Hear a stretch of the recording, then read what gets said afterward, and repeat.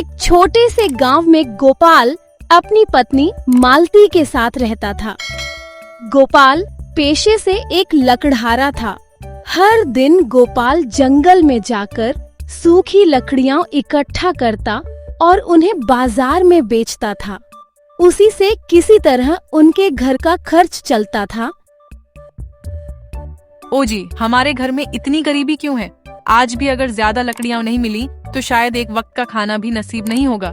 आज आप जंगल के और अंदर जाइए, सुना है वहाँ बहुत सारी सूखी लकड़ियां मिलती हैं। हाँ मालती, तुम ठीक कह रही हो। आज मैं जंगल के बहुत अंदर जाऊंगा और ज्यादा से ज्यादा लकड़ियां लेकर लौटूंगा। आज मुझे बहुत सारी लकड़ियां इकट्ठी करनी ही होंगी, वरना घर चलाना बहुत मुश्किल हो जाएगा। उफ, चलते चलते मैं बहुत थक गया हूँ, लेकिन यहाँ तो सूखी लकड़ियां दिखाई ही नहीं दे रही हैं। शायद थोड़ा और आगे जाने पर सूखी लकड़ियां मिल जाए। मुझे और अंदर जाना चाहिए। अरे, ज्यादा लकड़ियों के लालच में मैं इतनी दूर आ गया। इससे अच्छा तो बाहर ही रहता। कम से कम वहां थोड़ी बहुत सूखी लकड़ियां तो मिल रही थीं। मुझे बहुत तेज भूख लगी है। एक सेब तोड़कर खा लेता हूँ। कम से कम मेरी भूख थोड़ी कम हो जाएगी। रुको, तुम मेरे पेड़ से सेब नहीं तोड़ सकते। कौन कौन बोल रहा है? जब तक तुम मेरे सवाल का जवाब नहीं दोगे, तब तक तुम इस पेड़ से कोई सेब नहीं तोड़ सकते। तुम कहाँ हो? मुझे तो कोई दिखाई ही नहीं दे रहा। सामने आओ। तुम मुझे देख नहीं सकते क्योंकि मैं कोई इंसान नहीं हूँ। मैं यही पेड़ हूँ जो तुमसे बात कर रहा हूँ। मैं एक जादुई सेब का पेड़ हूँ। कई वर्षों से मैं इस जंगल की रक्षा कर रहा हूँ। हे भगवान, मैंने आज तक कभी किसी पेड़ को बोलते हुए नहीं देखा। अगर तुम मेरे सवाल का सही जवाब दे पाओगे, तभी तुम मेरे पेड़ से सेब तोड़ सकते हो। ठीक है, तुम अपना सवाल पूछो, मैं सच सच जवाब दूंगा।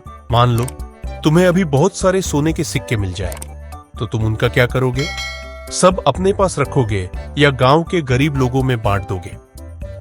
मैं पहले अपनी जरूरत पूरी करूंगा, उसके बाद बचे हुए सोने के सिक्के गांव के गरीब लोगों में बांट दूंगा। आखिर मैं अकेला इतने सारे सोने के सिक्कों का क्या करूंगा? तुमने मेरे सवाल का बिल्कुल सही जवाब दिया है। तुम्हारा दिल बहुत अच्छा है, इसलिए मैं तुम्हें एक इनाम दूंगा। इनाम? मुझे क्या इनाम दोगे? ये लो एक पोटली, इसमें सोने के सिक्के हैं। इन्हें लेकर जाओ और अपने साथ साथ दूसरों की भी मदद करना। इतने सारे सोने के सिक्के? मैं तुम्हारा बहुत बहुत धन्यवाद करता हूँ। मैंने कभी सोचा भी नहीं था कि मेरे जैसे गरीब लकड़हारे को इतना सोना मिलेगा। आज तो सच में मेरी किस्मत बदल गई। मालती, मालती, तुम कहाँ हो? आज मैं तुम्हें एक ऐसी बात बताऊंगा जिस पर शायद तुम्हें भी विश्वास नहीं होगा। आज जंगल के अंदर मुझे एक जादुई सेब का पेड़ मिला। उसने मुझसे एक सवाल पूछा। मैंने सच सच जवाब दिया तो उसने मुझे ये सोने के सिक्के दे दिए। सच में? क्या तुमने सच में किसी जादुई पेड़ से बात की? हाँ मालती, अगर मैं खुद अपनी आंखों से नहीं देखता तो शायद मैं भी इस बात पर विश्वास नहीं करता। लेकिन आपने उससे और ज्यादा सोने के सिक्के क्यों नहीं मांगे? जब वो इतना सोना दे सकता था तो आप और भी मांग सकते थे। नहीं मालती, ज्यादा लालच करना सही नहीं होता। अगर मैं और सोने के सिक्के मांगता तो हो सकता है वह मुझे ये सिक्के भी नहीं देता। हाँ, आप सही कह रहे हैं। हमारी जरूरत के लिए जितना मिला है वही काफी है। सोने के सिक्के मिलने के बाद गोपाल और मालती के घर की गरीबी काफी हद तक दूर हो गई। अब उन्हें खाने के लिए परेशान नहीं होना पड़ता था। तो दोस्तों, आपको यह कहानी कैसी लगी? अगर कहानी अच्छी लगी हो तो वीडियो को लाइक करें, कमेंट करके जरूर बताएं और ऐसी ही मजेदार कहानियों के लिए हमारे चैनल को सब्सक्राइब करना न भूलें। धन्यवाद।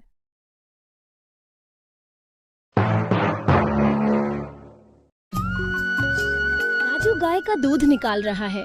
राधा घर का काम कर रही है। राधा, आज दूध थोड़ा ज्यादा निकला है। पास वाली बूढ़ी माँ लक्ष्मी है ना, उसे भी एक कटोरी दूध दे आना। आप सबके बारे में कितना सोचते हो राजू? भगवान सब देख रहा है। आप जो करते हो उसका फल एक दिन जरूर मिलेगा। अच्छा ठीक है राधा, ये पैसे लो, छोटू की स्कूल की फीस जमा कर देना। मैं दूध बेचने जा रहा हूँ, तुम अंदर से दरवाजा बंद कर लेना। दूध ले लो, ताजा ताजा गाढ़ा दूध। बूढ़े बच्चे सब मिलकर पियो, सेहत बनाओ। राजू की आवाज सुनकर गांव वाले अपने अपने बर्तन लेकर घरों से बाहर निकल आते हैं। राजू बेटा, तेरा दूध पीकर तो मेरा बच्चा दिन भर मस्त रहता है। कितना गाढ़ा दूध है तेरा। चाची, गाय ही मेरी दौलत है। जो वो देती है वही मैं लाता हूँ। ना एक बूंद पानी, ना कोई मिलावट। राजू, मुझे भी 1 किलो दूध दे देना। गर्मी का मौसम आ गया है, अब दही जमाना शुरू करेंगे। माफ कीजिए भाभी जी, दूध तो खत्म हो गया। एक काम कीजिए, मैं शाम को आकर दे जाऊंगा। राजू बेटा, तू एक और गाय क्यों नहीं खरीद लेता? हमें खाली हाथ लौटना अच्छा नहीं लगता। आप ठीक कहते हैं काका, मैं भी यही सोच रहा हूँ। मुझे भी अच्छा नहीं लगता आपको खाली हाथ भेजना। सुनो राधा, हमें एक और गाय खरीद लेनी चाहिए। हमेशा कोई ना कोई खाली हाथ रह जाता है। अब हमारा काम भी अच्छा चल रहा है। हाँ जी, बहुत अच्छा रहेगा। इससे हमारी आमदनी भी बढ़ेगी और ग्राहक भी खुश रहेंगे। ठीक है, मैं कल हाट जाकर गाय देखता हूँ।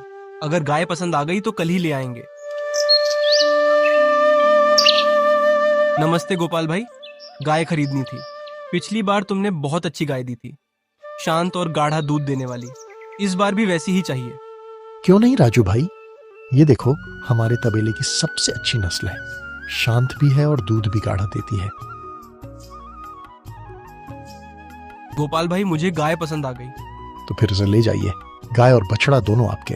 राजू पैसे देता है और गाय बछड़े को लेकर घर की ओर निकल जाता है। अचानक आसमान में काले बादल छा जाते हैं। तेज हवा और बारिश शुरू हो जाती है। अरे, मौसम तो अचानक खराब हो गया। जल्दी घर पहुंचना होगा।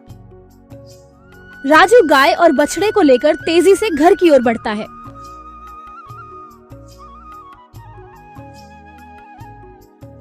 अरे राधा, बछड़ा कहाँ गया? अभी तो साथ में ही आ रहा था। लगता है रास्ते में कहीं छूट गया। तुम गाय को संभालो, मैं बछड़े को ढूंढने जाता हूँ। ये जी, मौसम और खराब हो रहा है, आप अभी मत जाइए। नहीं राधा, गाय मेरे भरोसे आई है। मैं उसके बच्चे को मरने के लिए नहीं छोड़ सकता। बछड़ा, बछड़ा, कहाँ हो तुम? अचानक दूर से गाय के रंभाने की आवाज आती है। ये आवाज तो गाय की है। राजू आवाज का पीछा करता हुआ आगे बढ़ता है। राजू देखता है कि एक गाय और उसका बछड़ा उसकी ओर आ रहे हैं। राजू का बछड़ा भी उनके साथ है। अरे, मेरा बछड़ा! राजू दौड़कर बछड़े को पकड़ लेता है। लगता है तुम भी अपने बछड़े की तरह खो गई हो। चलो, मेरे साथ चलो। दूसरी गाय भी राजू के साथ चल पड़ती है। ये क्या जी, आप बछड़ा लाने गए थे और साथ में गाय भी ले आए। जंगल में यह गाय हमारे बछड़े के साथ आ रही थी। इसने हमारे बछड़े की रक्षा की है। इसकी रक्षा करना भी हमारा कर्तव्य है। लेकिन इसका मालिक भी तो होगा। बिल्कुल, मैं कल कोतवाल को इसके बारे में बता दूंगा। कोई मालिक होगा तो लेने आ जाएगा। पास में रहने वाला हरिया पहले से काम मांग रहा था। उसे गायों की देखभाल के लिए रख लेता हूँ। मालिक, आपने मुझे काम दिया, मैं आपका बहुत आभारी हूँ। मेहनत से काम करना हरिया, गायों का अच्छे से ध्यान रखना। अरे हरिया, बछड़े को उसकी माँ के पास थोड़ी देर छोड़ दो, उसका पेट भर जाएगा। जी मालिक। बछड़ा अपनी माँ के पास जाकर दूध पीने लगता है। दूध ले लो, ताजा ताजा गाढ़ा दूध। बूढ़े बच्चे सब मिलकर पियो, सेहत बनाओ। राजू की आवाज सुनकर गांव वाले अपने अपने बर्तन लेकर घरों से बाहर निकल आते हैं। आज सबको दूध मिलेगा। बहुत सारा दूध लाया हूँ, कोई खाली हाथ नहीं जाएगा। क्या बात है राजू, कोई जादू हो गया क्या? कोई जादू नहीं काका, मैंने एक और गाय खरीद ली है। अब जितना मन हो दूध ले लो। जब से राजू दूध बेचने लगा है, कोई मुझसे दूध नहीं खरीदता। जब तक राजू दूध बेचेगा, मेरा काम नहीं चलेगा। मुझे इसका कुछ करना होगा। राजू घर लौटता है और देखता है कि बछड़ा जंगल वाली गाय का दूध पी रहा है। लगता है हरिया बछड़े को बांधना भूल गया। कछुआ और खरगोश। कछुए भाई, याद है? आज सोमवार है, 1 घंटे बाद दौड़ है। हाँ भाई, मैंने पूरी तैयारी कर ली है। जंगल में सभी जानवर इकट्ठा होते हैं। दौड़ शुरू होती है। खरगोश तेजी से आगे निकल जाता है और कछुआ बहुत पीछे रह जाता है। खरगोश सोचता है, कछुआ तो बहुत पीछे है, थोड़ा आराम कर लेता हूँ। ठंडी हवा चलती है और खरगोश गहरी नींद में सो जाता है। कछुआ धीरे धीरे चलता हुआ फिनिश लाइन पार कर देता है। सभी जानवर तालियां बजाते हैं। खरगोश जागता है, लेकिन तब तक बहुत देर हो चुकी होती है। इस बार तो तुमने चालाकी से जीत लिया। हिम्मत है तो एक बार और दौड़ लगाओ। इस बार मंजिल तय होती है, शेर की गुफा। दौड़ शुरू होती है। इस बार खरगोश बिना रुके पूरी रफ्तार से दौड़ता है और सबसे पहले गुफा तक पहुंच जाता है। कछुआ मुस्कुराकर कहता है, एक बार तुम जीते, एक बार मैं, अब आखिरी और फाइनल मुकाबला होगा। इस बार मंजिल है पहाड़ी की चोटी। दोनों दौड़ना शुरू करते हैं। रास्ते में एक बड़ी नदी आ जाती है। खरगोश रुक जाता है और सोचता है, अरे जल्दी में तो याद ही नहीं रहा कि नदी भी पार करनी पड़ेगी। कछुआ आराम से नदी में उतरता है और तैरकर दूसरी तरफ पहुंच जाता है। वह पीछे मुड़कर खरगोश को देखता है।